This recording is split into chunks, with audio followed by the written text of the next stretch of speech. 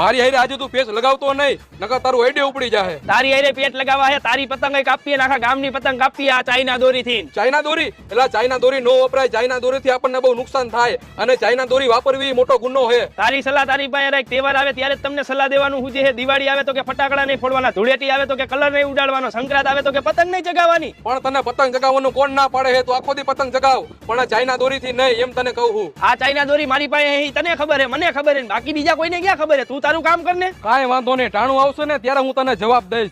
ચકલા કોઈ દી બાજ નો બને મારા કલેજા.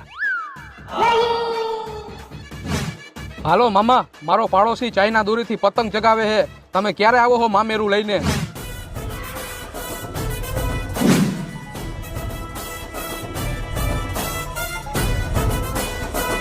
કાપે આજ તો આખા ગામની પતંગ કાપી નાખું.